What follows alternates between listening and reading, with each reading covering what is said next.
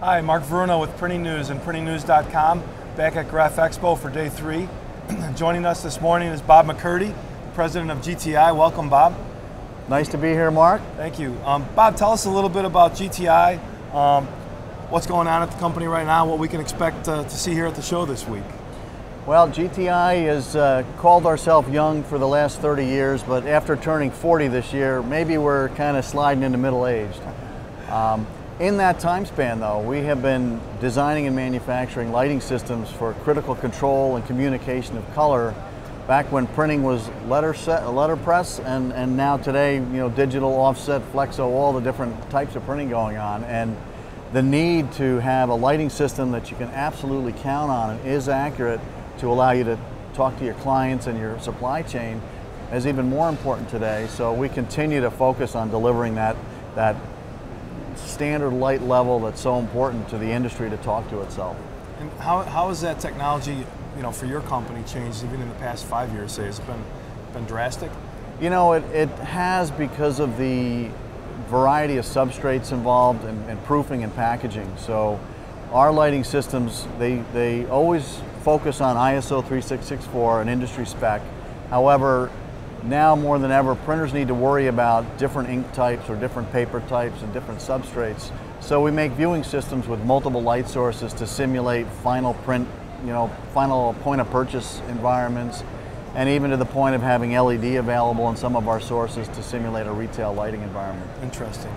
Are the days of the standard 5,000 watt Kelvin still applicable in some cases? They are. They are, because a standard is only as good as how many people use it and where you can find it. And so this ISO 5,000 Kelvin D50 standard is really the benchmark. And if you've got it, you're connected to every other printer or color producer in the world. So it's still highly valuable. Let's talk about color for a moment, particularly in the press room, obviously. But how has color or the perception of color changed over the past few years, and how has it impacted what you're trying to do in your business?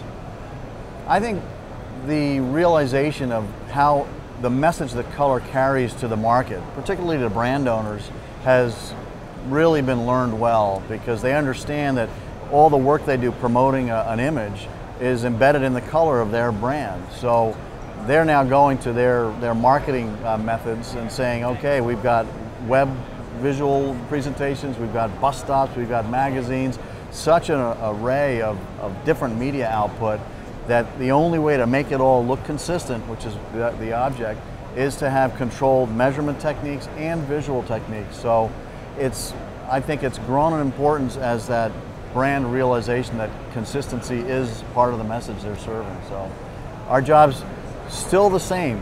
Make it consistent, make it tight, keep it as accurate as possible, but the number of clients and substrates and manufacturing methodology that we're dealing with has really grown in the last 5 years. And as we embark on the fourth quarter here of 2015 and move into a new year, foreseeing any major shifts in the way color is managed or measured in the press room going forward? The big shift is measuring and having the measurements jibe with the visual, because the worst case scenario is the measurement says it's good, the customer looks at it and says it's bad. Basically what that says is there's a problem with the measurement.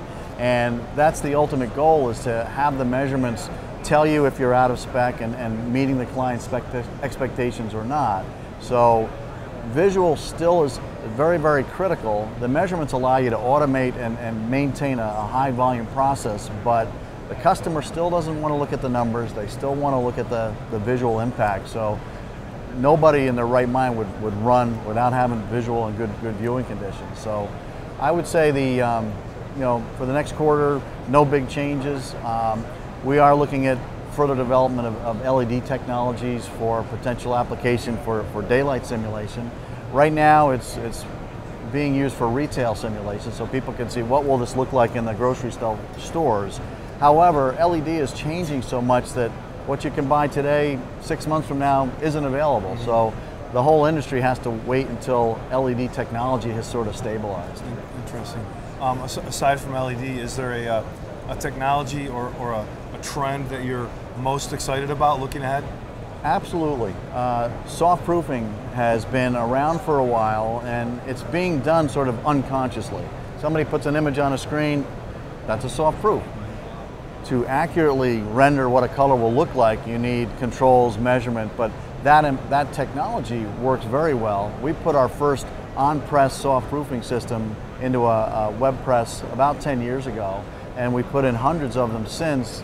And these are companies that the proofing process has now gone all digital, and the pressman is looking at a monitor up on his console, so the speed of internet allows back and forth conversations with clients much faster, and the color accuracy is there. So we see that kind of growing, and we've got a really nice family of products for soft proofing, so we're pretty excited about that. Well, let me ask you about that, Bob. So the monitor technology on the computers, it's evolved now to the point where you know, RGB versus CMYK, it's pretty accurate now? It's very accurate. It really is. And again, there are, you know, schools of thought, and there's certain substrate issues and multi-ink issues where we're not there yet for soft proofing. But for most conventional CMYK, maybe plus a fifth color, you can render it very, very accurately with the monitors. And so it's really just adopting a pretty major shift in technology. But everybody today has a monitor in front of them. They're used to looking at,